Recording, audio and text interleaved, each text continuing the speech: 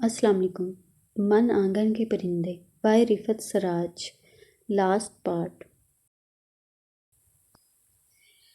ماجد بھائی کی زندگی الگ عذابوں میں گرفتار ہو گئی تھی۔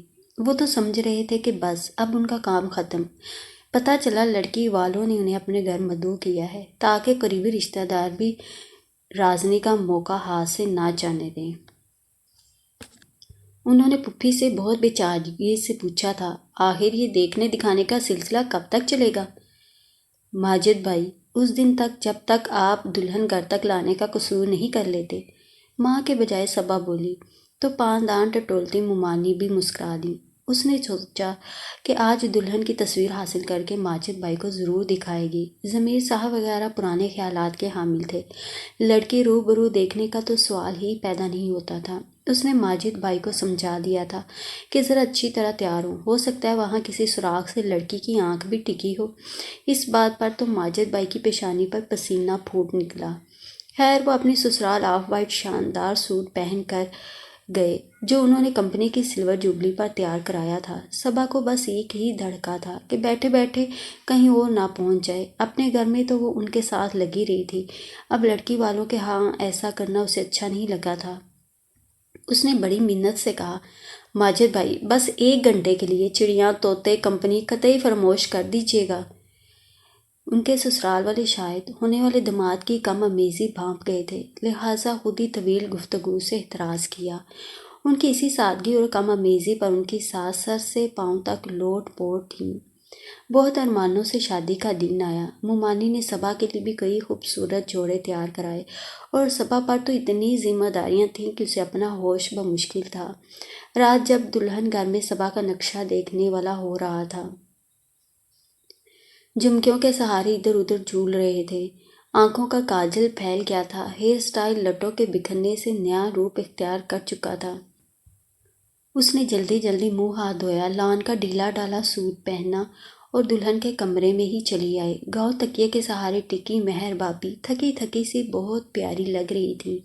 اس نے ان کا میک اپ درست کر کے آہستگی سے کہا تھا، بابی جان، ہمارے بھیا بے حد سادہ ہیں، بے حد کم گو، وہ شاید دل میں آپ کو بہت سراہیں لیکن منہ سے کچھ نہ بولیں گے۔ یہ اور بات ہے ہاتھی کے دانت کھانے کے اور دکھانے کے اور ہوں، اور وہ چھپے رستم نکلیں اور صبح آپ مجھے بتائیں کہ تمہارے بھیا نے 1000 اشعار پر مشتمل قصیدہ کہا ہے۔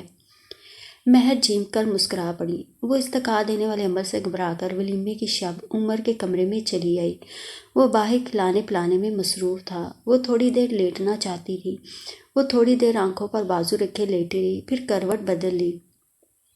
اس کے بازو کے نیچے ایک کتاب چبھنے لگی۔ اس نے لاپرواہی سے کتاب اٹھا کر رکھنا چاہی تو چونک پڑی۔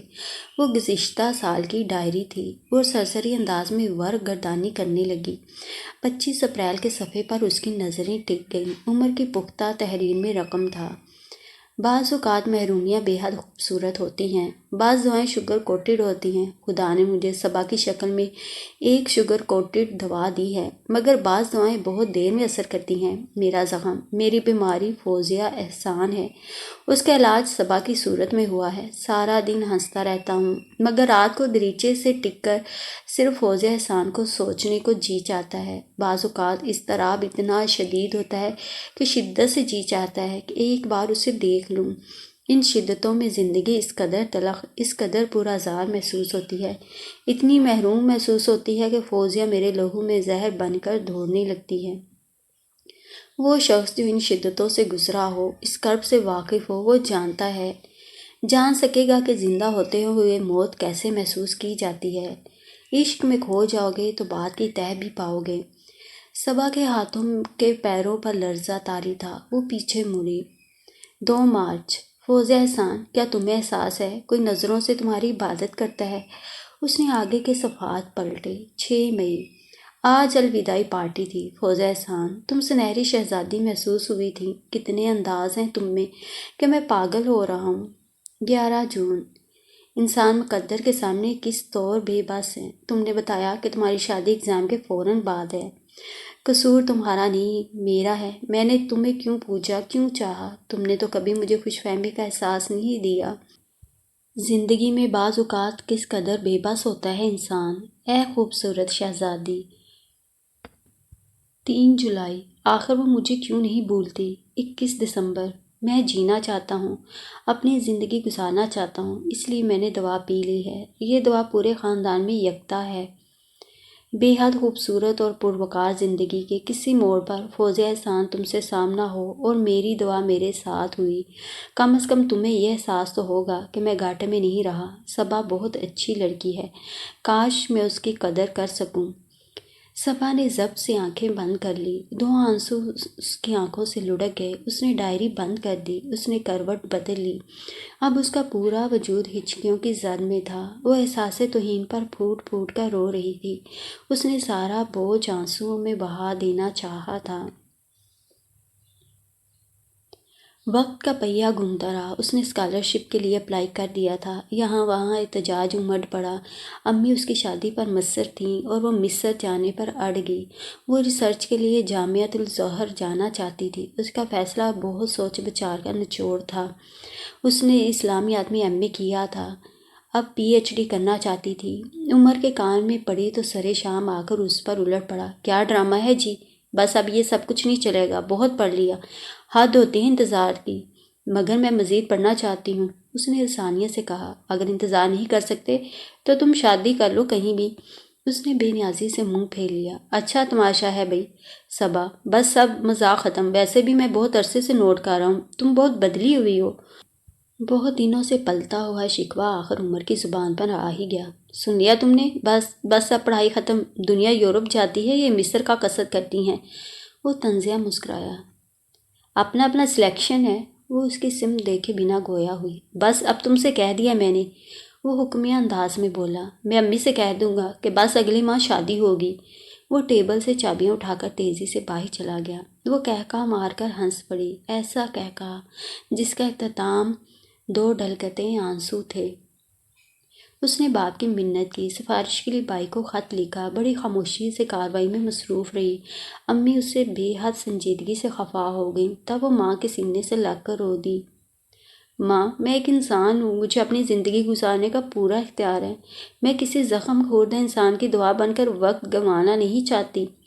اس نے ماں کو اصل بات بتا دی، اور انکاریہ فیصلہ بھی۔ پڑھی لکھی ماں نے اذیت سے اکلوتی بیٹی کا دکھ سنا۔ اسے اپنی خوشی سے زیادہ بیٹی کی خوشی منظور تھی، اور جب یہ جان لیا کہ اس کی بچی کی خوشی کس راہ میں ہے تو وہ راہ صاف کر دی، مگر آہستگی سے یہ ضرور کہا، بیٹی، مرد کا دل بلکڑ ہوتا ہے، وہ بہت کچھ فراموش کر چکا ہوگا۔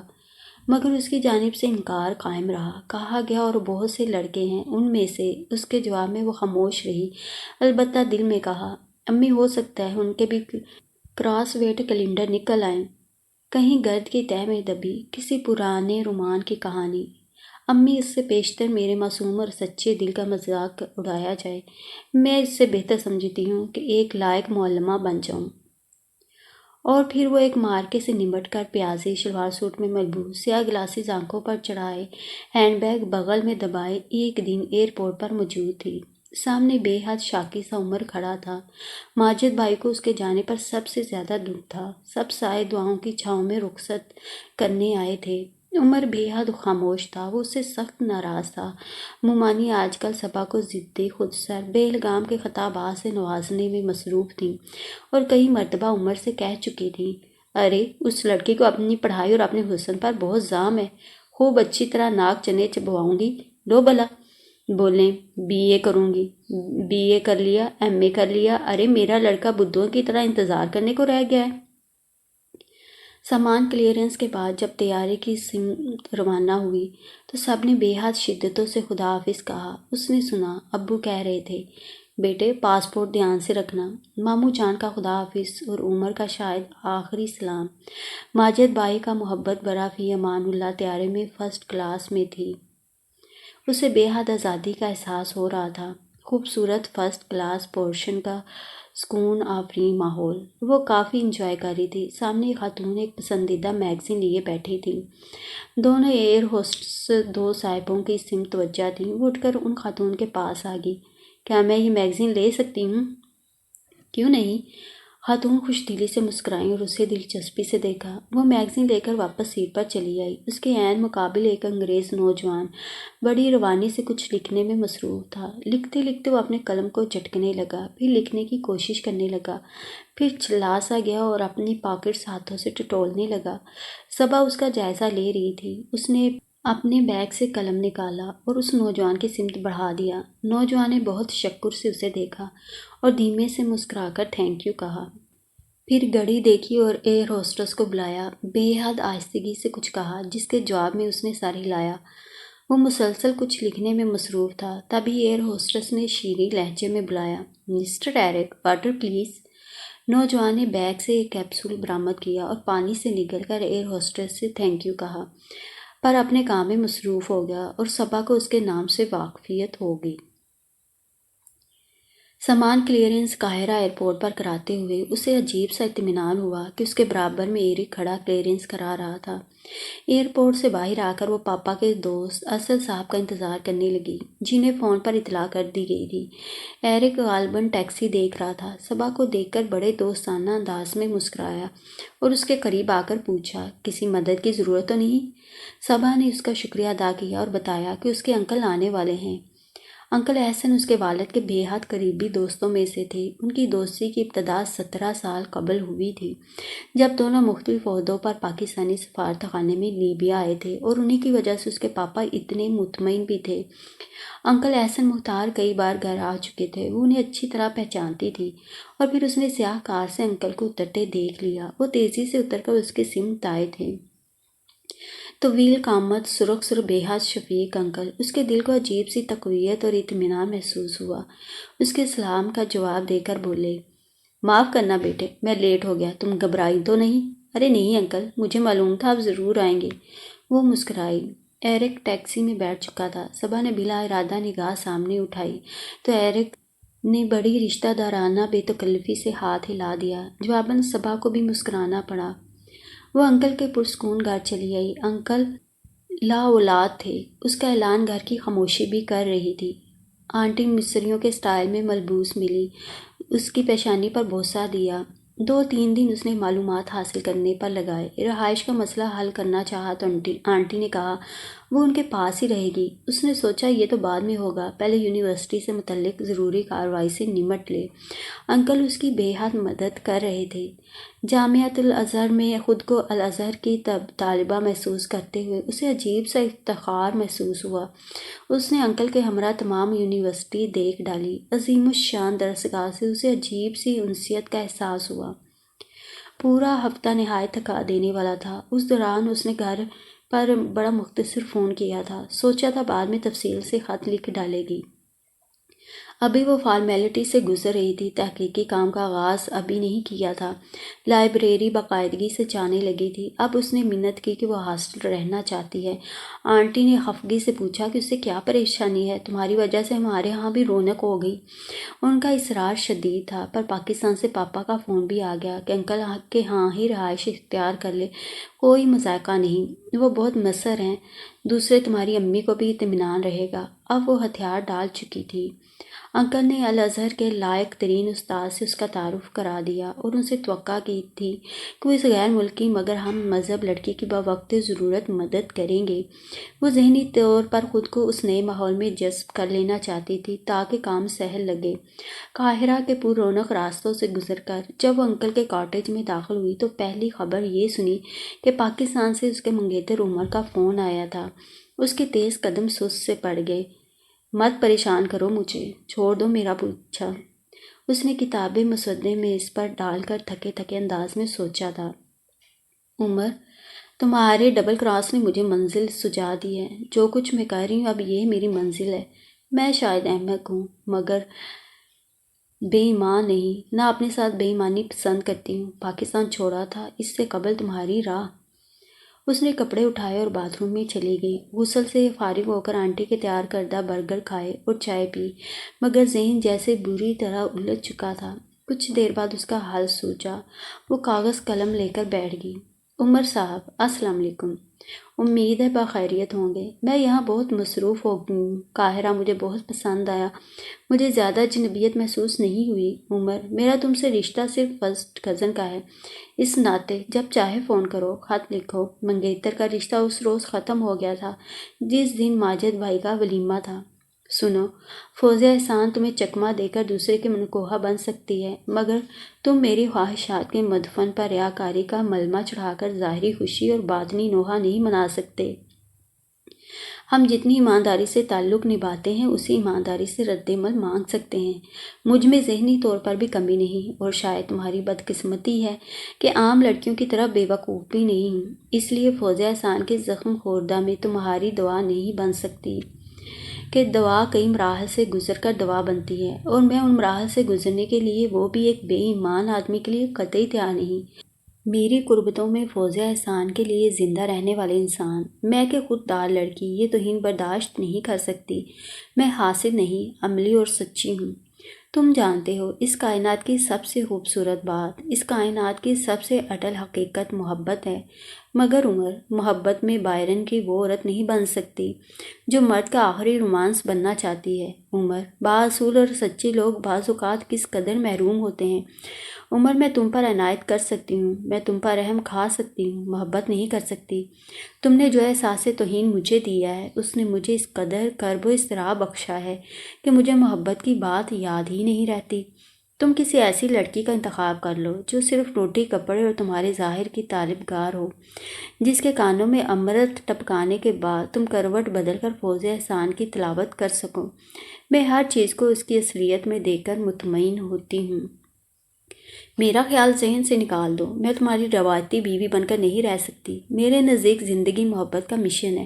میں ایک جوڑا کپڑوں کا 2 وقت کی روٹی کی عوض تمہاری نسل پروان چڑھانے کی ذمہ داری نہیں لے سکتی۔ میں روایتی لڑکی نہیں، میں روایتی مرد سے نفرت کرتی ہوں، اس روایتی مرد سے جو عورت کو محض مشینری سے زیادہ وقت نہیں دیتا، اس کے محبت و نفرت کے جذبات نہیں سمجھ سکتا۔ عمر، میں نے خود کو، اپنی ذات کو بڑی محنت سے پروان چڑھایا۔ میں تم جیسے کھوکھلے دوغلے مرد کے لیے خود کو ضائع کرنا اپنی توہین سمجھتی ہوں، اور میں ان عورتوں میں سے بھی نہیں ہوں جو خدا معلوم کون سی آزادی کی بات کرتی ہیں۔ میں شادی بھی کروں گی، گھر بھی بناؤں گی، والدین کی مرضی سے، مگر اس شخص سے جو مجھے اپنی اصلی حالت میں ملے گا، میں یعنی صبا، جس کی پہلی اور آخری طلب ہوگی۔ مجھے یقین ہے ایسا شخص مجھے ضرور مل جائے گا۔ مجھے افسوس ہے کہ میں زیادہ تلخ ہوگی، اب مجھے چھیڑنے کی غلطی نہ کرنا۔ گھر میں سب کو سلام۔ وسلام، صبا۔ قاہرہ، 2 اگست۔ اس نے گویا سارا غبار نکال پھینکا تھا۔ بے حد ہلکی پھلکی ہو کر وہ لان میں چلی گئی۔ اس نے خط انکل کو پوسٹ کرنے کے لیے دے دیا تھا۔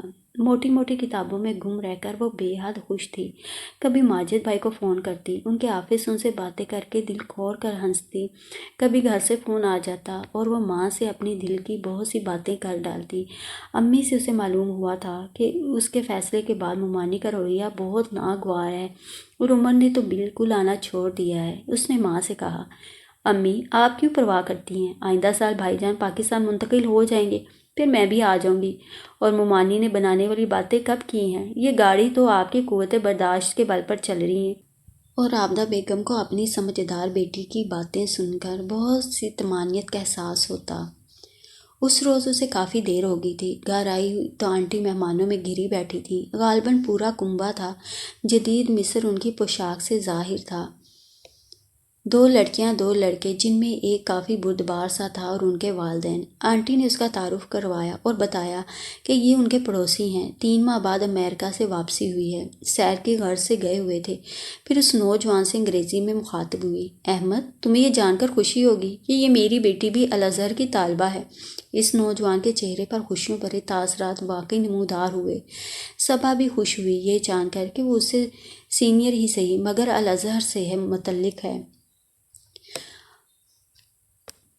وہ صدا کو ایجوکیشن اداروں میں پڑھتی رہی تھی، لہٰذا بلا جھجک احمد سے مسکرا کر ملی۔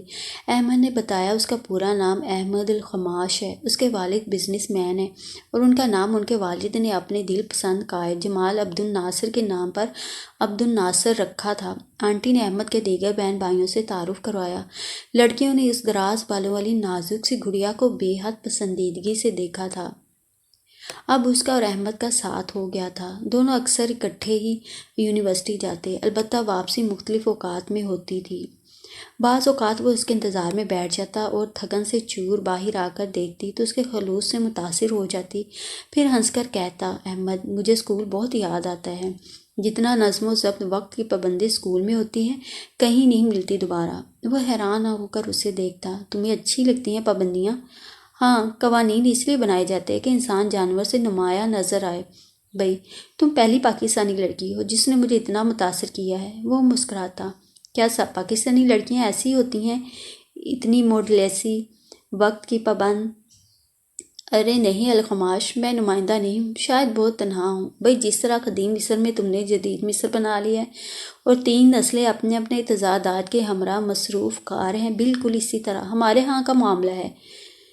وہ اتنی توجہ اختصار سے بات سمجھاتی تھی کہ وہ واقعی متاثر ہو جاتا۔ وہ حیرت انگیز طور پر ساری دنیا کے بارے میں جانتی تھی اور ارسطو پر تنقید کرتی تھی۔ کمال یہ تھا کہ قائل کر لیتی تھی۔ وہ مصر کی خارجہ پالیسی سے متفق نہیں تھی۔ اسے ایران میں تخت اور تختہ کی بنیادی وجوہات بنیاد سے معلوم تھیں۔ اسے یہ بھی یاد تھا کہ نیشا پور ہوٹل میں دھماکہ کیوں ہوا تھا، تہران میں سینما گھر میں لوگ کس ماہ، کس سن اور کس وجہ سے زندہ جل گئے تھے۔ وہ امریکہ کو اپنا بے اعتماد دوست کہتی تھی اور کیوں کہتی تھی دلائل سے ثابت کرتی تھی۔ اسے اپنے ملک میں ہونے والے چھوٹی سے چھوٹی بات کی وجہ معلوم تھی۔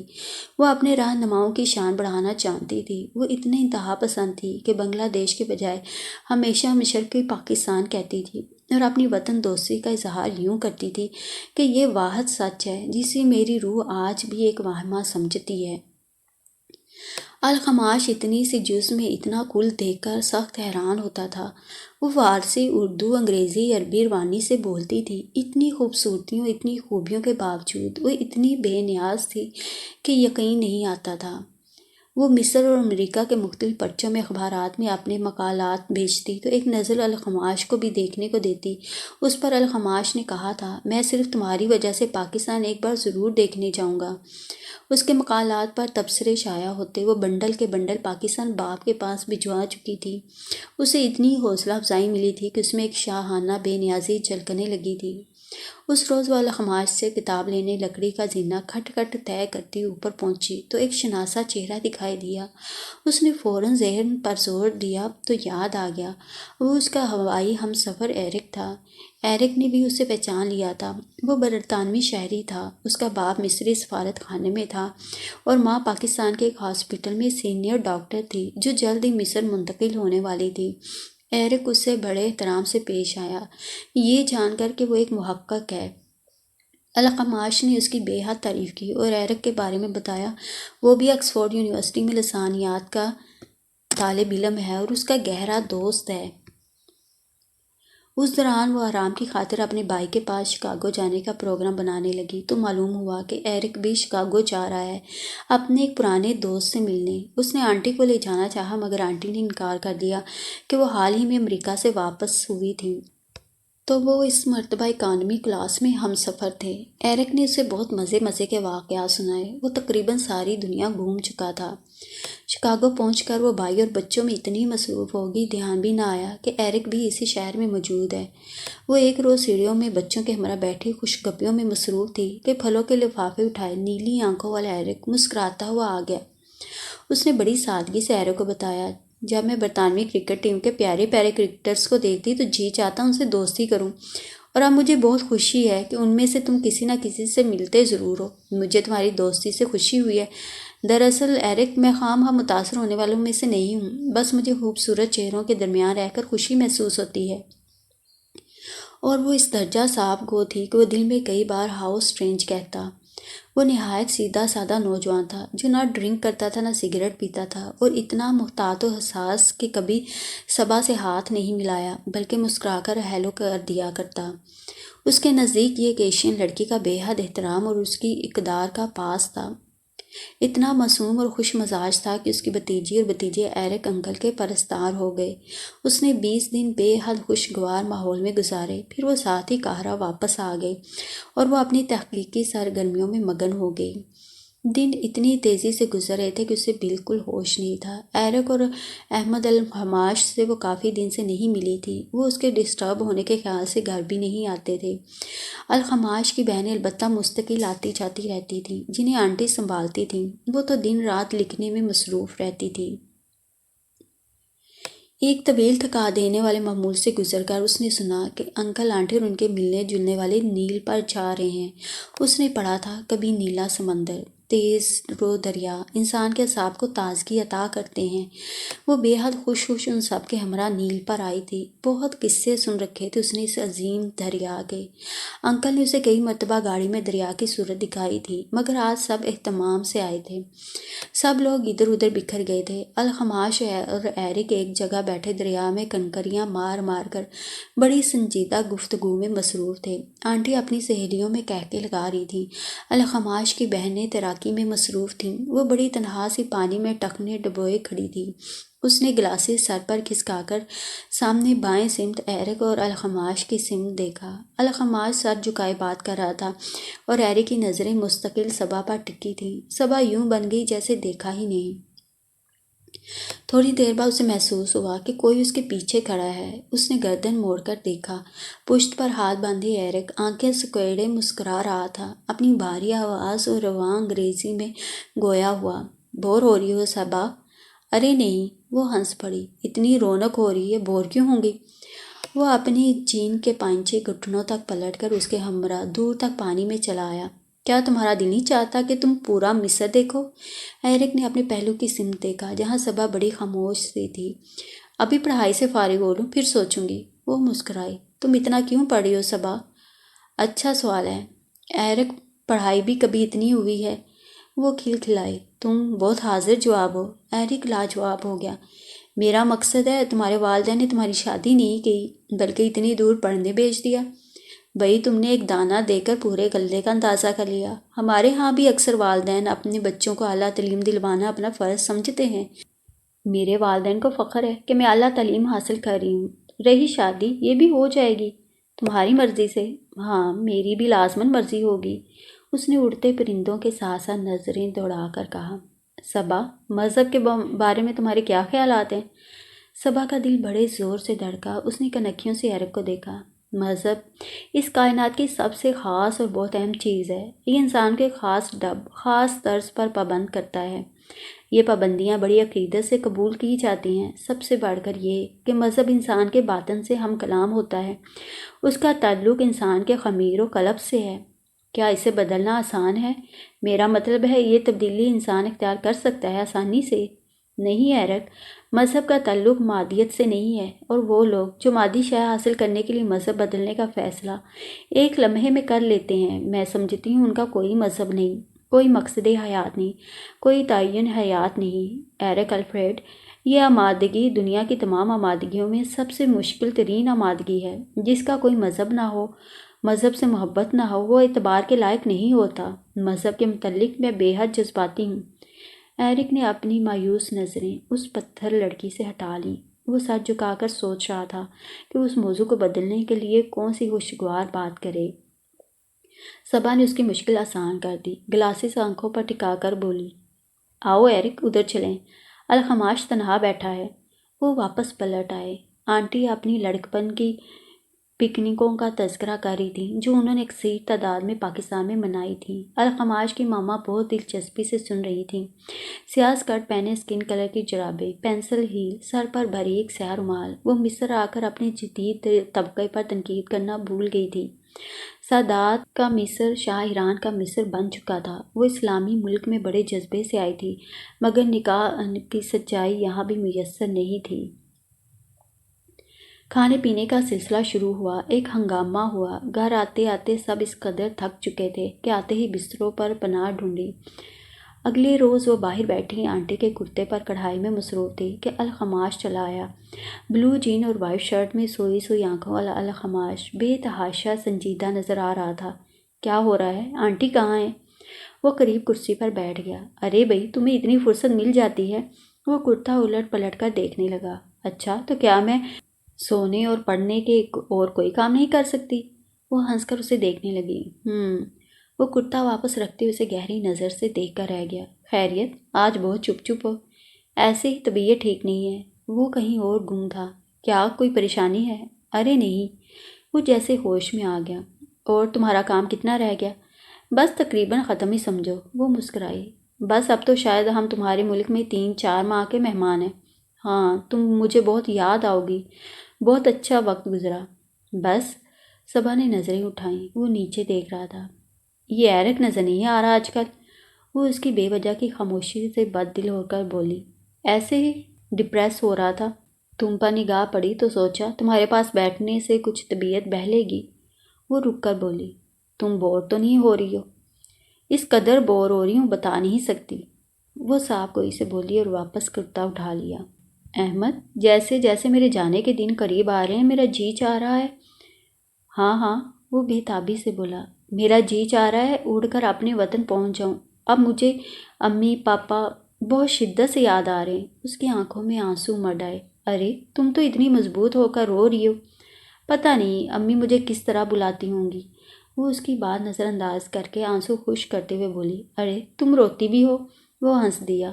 اس دم آنٹی آ گئی۔ صبا، بہت بری بات ہے بیٹے، پھر روتی ہو؟ نان سینس میری جان۔ وہ اس کا گال تھپ تھپا کر مسکرائیں۔ کم آن آنٹی، آپ کی تو میں بہت قدردان ہوں۔ آپ نے محسوس ہی نہیں ہونے دیا کہ میں بے گھر ہوں۔ اچھا اب ہمیں اداس مت کرو۔ آؤ احمد، صبا ہمیں بہت اچھی سی کافی پلائے گی۔ اٹھو بیٹا، ہری اپ۔ آؤ احمد، ہم ڈرائنگ ہال میں چلتے ہیں۔ میں تمہیں صبا کے ہاتھ کے بنے ہوئے مکرامے دکھاؤں۔ صبا کرتا واپس تھیلے میں ڈال کر اٹھ کھڑی ہوئی۔ آنٹی سے کریم کا پوچھنے کہ کہاں رکھی ہے یہ ختم ہوگی وہ اندر آئی تو الخماش کی آواز سنائی دی۔ اپنی دانست میں وہ بہت آہستہ بول رہا تھا۔ آنٹی، آپ غلط سمجھی، میں اور صبا بہت اچھے دوست ہیں اور کچھ نہیں۔ وہ مجھے پہلی نظر میں بہت اچھی لگی تھی۔ وہ اتنی اچھی ہے کہ ایک وقت میں کئی اعلیٰ مرتبت لوگوں کا آئیڈیل بن سکتی ہے۔ میں اسے بیوی کے روپ میں قبول نہیں کر سکتا۔ وہ اتنی جینیس ہے کہ مجھے اس کے سامنے احساس کمتری ہوتا ہے۔ میں اس کے سامنے بعض اوقات بہت مشکل میں پھنس جاتا ہوں۔ مجھے اس کی تائید یا تردید کرنا بے حد مشکل معلوم ہوتا ہے۔ وہ بہت زیادہ جانتی ہے۔ انسان اپنی بعض چیزیں چھپا کر بھی رکھنا چاہتا ہے، مگر اس لڑکی کی نظر اتنی تیز ہے کہ مجھے اس سے خوف آتا ہے۔ وہ اتنی سچی ہے کہ اس نے مجھے اپنی زندگی کی ایک ایک بات کھول کھول کر بتائی ہے۔ بنیادی اختلاف خطہ ارض سے ہے۔ وہ مصر پر نکتہ چین ہے۔ وہ کہتی ہے کہ ہم فلسطینیوں سے نظر بچاتے ہیں، ہم اسرائیل کی پیٹھ سلانے والوں میں سے ہیں۔ اسے بھی اپنے وطن سے محبت ہے اور مجھے بھی اپنے وطن سے۔ یہاں پر ہمارے اراض سے علیحدہ ہو جاتے ہیں۔ لگتا ہے اسے محبت کی ضرورت نہیں، سہارے کی تمنا ہی نہیں۔ وہ ہر بات عقل کی کسوٹی پر پرکھتی ہے۔ بعض اوقات تو مجھے امریکہ کا روبوٹ لگتی ہے۔ وہ جانے کیا کہتا رہا۔ وہ خاموشی سے پلٹ آئی۔ عورت سچ بولے، عورت حقائق سے آنکھیں چار کر لے تو وہ بے حد آئرن لیڈی سمجھی جاتی ہے۔ مرد خلا میں جاتا ہے، سچی، کبھی سیاسی، کبھی دل شکن حقیقت کہتا ہے، مگر محبت بھی کرتا ہے۔ اتنی ساری خوبیوں کے ہوتے ہوئے بھی اسے انسان کی صنعت دی جاتی ہے۔ عورت وقت سمجھنے کی اہلیت رکھے تو نیری مشین۔ وہ ایک جہاں پیچھے چھوڑ کر بلیک کافی بنانے لگی۔ وہ مشین نہیں تھی، اس کے آنسو بھی خوددار تھے، اندر ہی اندر دل پر گر رہے تھے۔ آہستہ آہستہ اس کے جانے کے دن قریب آ گئے۔ آج کل وہ سیر و تفریح میں مصروف تھی۔ ایک شام وہ ابو الہول کے مجسمے کے مقابل کھڑی اپنی زندگی پر غور کر رہی تھی۔ الخماش نے پیچھے سے آ کر پوچھا، جانتی ہو یہ ابو الہول کیا کہہ رہا ہے؟ ہاں، وہ پھیکی سی ہنسی ہنس کر بولی۔ کہتا ہے میں لازوال ہوں، اپنی تعریف خود کرتا ہوں، اس کے جسم میں روح نہیں، یہ پرت پرت جھڑنے لگتا ہے، مجھے اس کے ذام پر ہنسی آتی ہے۔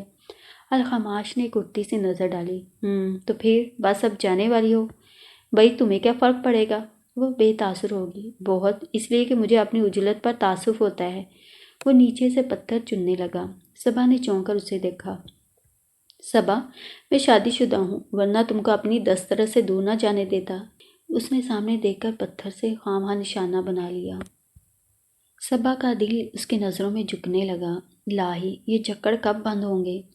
میری بیوی ایک برطانوی عورت ہے، میں نے سب سے لڑ کر اس سے شادی کی تھی، مگر وہ بے وفا نکلی اور لالچی بھی۔ اس نے مجھے مواقع دیے کہ میں اشتہار میں آؤں۔ ہمارا مقدمہ لندن کی ایک عدالت میں ہے۔ اس نے مجھ پر $1 کروڑ نان نفقہ کا دعویٰ دائر کر رکھا ہے۔ 2 سال ہو گئے ہیں مقدمے کو۔ خوش قسمتی سے میرے حق میں جاتا لگ رہا ہے۔ جس دن آنٹی سے، میرا مطلب ہے آنٹی مجھ سے تمہارے بارے میں باتیں کری تھی، میں نے تمہاری چاپ سن لی تھی۔ میں نے اصل بات گول کر دی تھی۔ میں تم سے اپنی اصلیت چھپانا چاہتا تھا۔ مجھ میں ہمت نہیں تھی۔ تم سچے مرد کی تلاش میں ہو اور بے نام میرا دل بھی نہیں ہے۔ اس نے چھوٹا سا کنکر مجسمے کی سمت پھینکا۔ صبا، اگر تم برا نہ مانو تو ایک بات کہوں؟ صبا کا سر جھکا رہا۔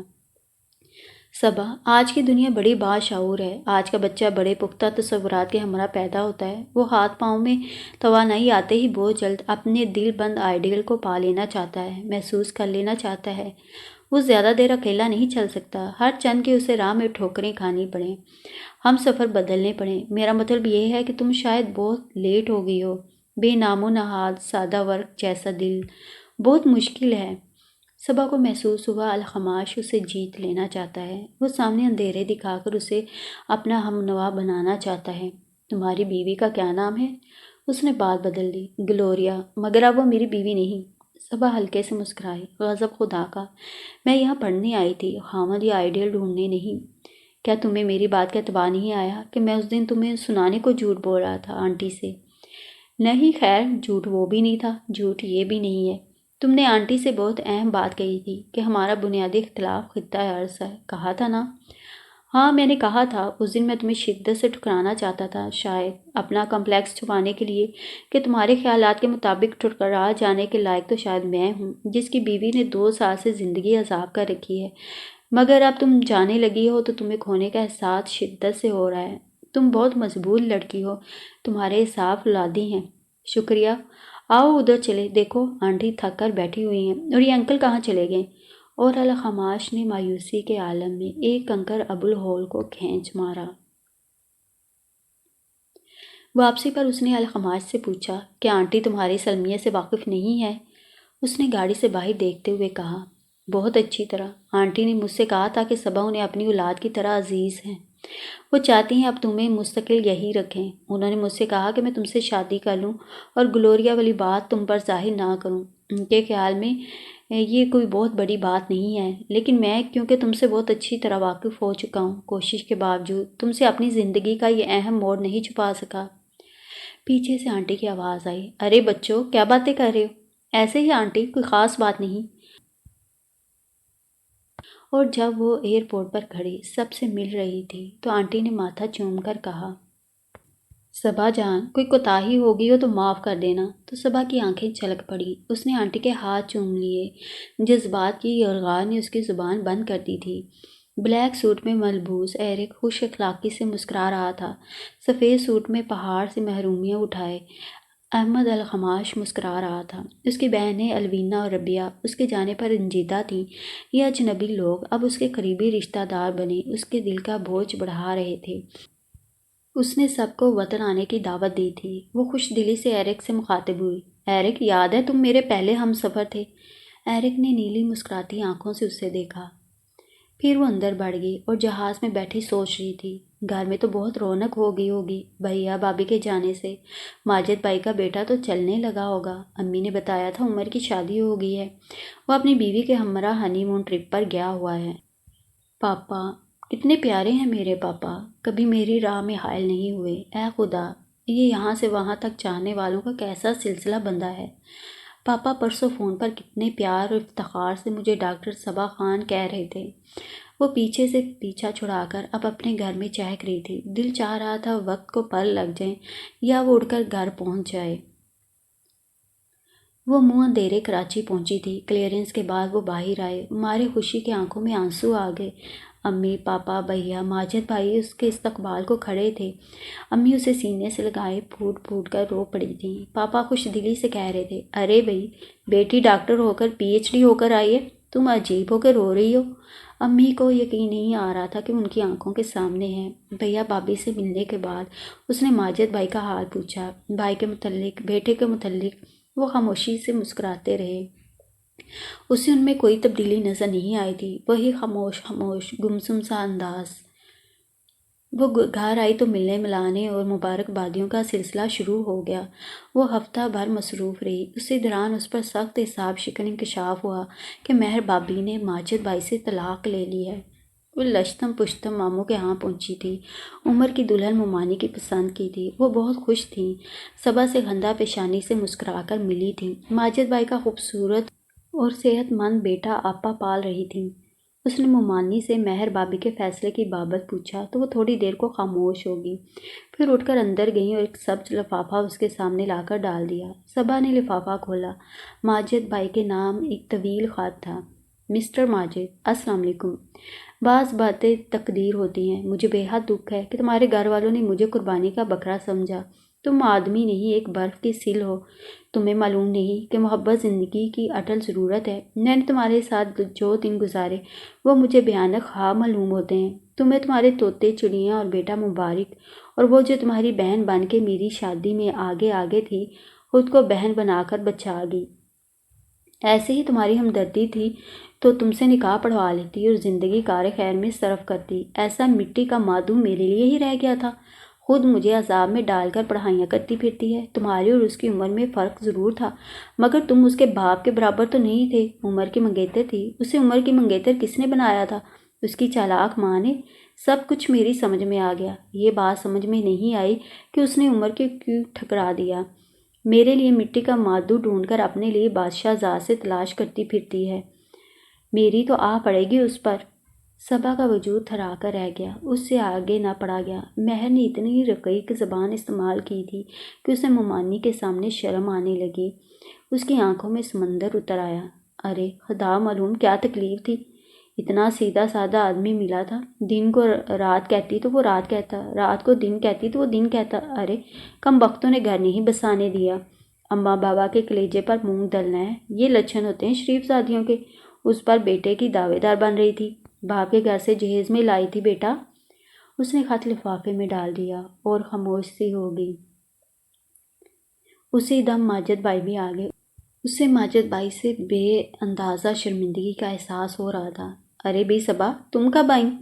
وہ مسکرائے۔ ابھی آئی تھی ماجد بھائی۔ پھر دونوں ہی خاموش ہو گئے۔ وہ کچھ کہنے کے لیے الفاظ ڈھونڈ رہی تھی۔ ماجد بھائی، میں آپ سے بہت شرمندہ ہوں۔ ارے تم کیوں شرمندہ ہو؟ کوئی تم نے کرائی تھی شادی؟ دیکھا پرکھا تو ہم نے تھا۔ تم کیوں اپنا جی ہلکان کرتی ہو؟ ممانی نے دلاسا دیا۔ ہاں اور کیا صبا بھلا، اس میں تمہارا کیا قصور ہے؟ جو قسمت میں تھا مل گیا۔ ماجد بھائی اسی دھیمے پن سے بولے۔ اسی دم ہنی دوڑتا ہوا آیا اور ماجد بھائی کی گود میں چڑھ گیا۔ صبا نے آگے بڑھ کر اسے گود میں لے لیا۔ ماجد بھائی ماشاءاللہ کتنا پیارا بچہ ہے آپ کا۔ ماجد بھائی آپ کو تو بہت دکھ ہوا ہوگا۔ امی آیا کہاں ہے؟ ہنی کے کپڑے نہیں بدلے اس نے؟ ماجد بھائی ممانی کی طرف متوجہ ہو گئے۔ صبا کو خوشگوار حیرت ہوئی۔ وہ ممانی کو آپا کے بجائے امی کہہ رہے تھے۔ ارے نامراد سستی ماری ہے، کسی کونے میں پڑی رسالہ پڑھی ہوگی۔ ممانی کاہلی سے اٹھتی ہوئی بولی۔ دیکھتی ہوں، کہہ رہی تھی کہ ہنی کا فیریکس ٹھنڈا کرنے کے لیے فریج میں رکھنے جا رہی ہے۔ موئی فریج میں پڑھ کر سو گئی ہے کیا؟ وہ بڑبڑاتی ہوئی برآمدے کے موڑ پر غائب ہو گئی۔ اب کیا ارادے ہیں صبا؟ انہوں نے شاید زندگی میں پہلی بار اس سے اپنے طور پر بات کی تھی۔ یونیورسٹی میں اپلائی کر دیا ہے، دیکھیں کب جواب آتا ہے۔ عادت سی ہو گئی ہے مصروف رہنے کی۔ بھائی تمہاری کمی مجھے بہت محسوس ہوئی۔ کوئی کان کھانے والا نہیں رہا تھا۔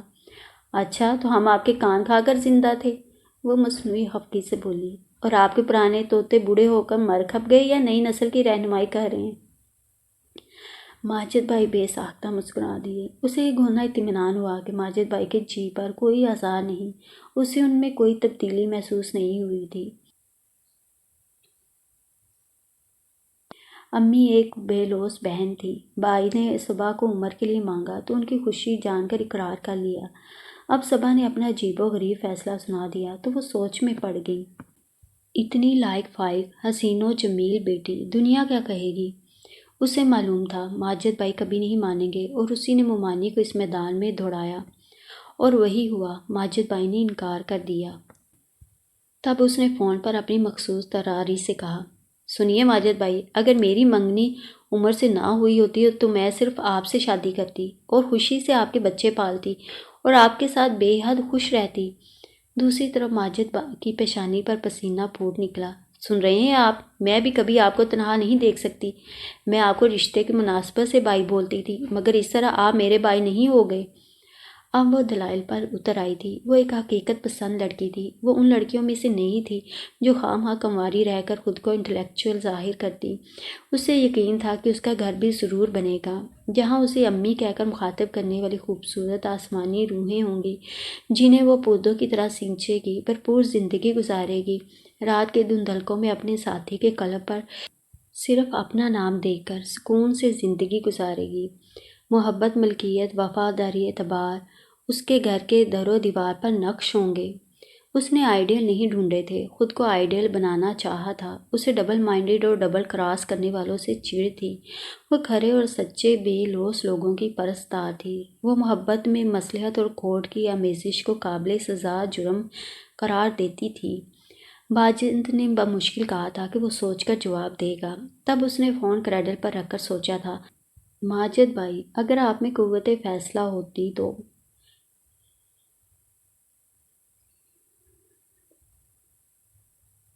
شادی کے 3-4 دن بعد تک ماجد بھائی اس طرح بچتے چھپتے رہے، گویا ان سے کسی سنگین جرم کا ارتکاب ہو گیا ہو۔ اس روز صبح ہنی کو چمچ سے آئس کریم کھلاتے ہوئے ساتھ ساتھ اس سے باتیں بھی کر رہی تھی کہ فون کی گھنٹی بجی۔ ماجد نے فون ریسیو کیا۔ ڈاکٹر صبا تشریف رکھتی ہیں؟ ماجد نے آہستگی سے ہولڈ کرنے کو کہا اور باہر آ کر نظریں چراتے ہوئے گویا ہوئے، فون آیا ہے، اتنا کہہ کر واپس پلٹ گئی۔ صبا مسکراتی ہوئی فون تک آئی اور چور نظروں سے ماجد کو دیکھ کر بولی، بھائی اس وقت تو میں اپنے شوہر اور بچے میں مصروف ہوں، کام کے بارے میں کل ہی بتا سکوں گی، آپ گھر پر آ جائیے گا۔ جی ٹھیک ہے، اوکے سر۔ رات کو صبا ہنی کو سلانے کے بعد ماجد کے لیے دودھ لینے چلی گئی۔ دودھ لا کر تپائی پر رکھا اور کیسٹ لگا دی۔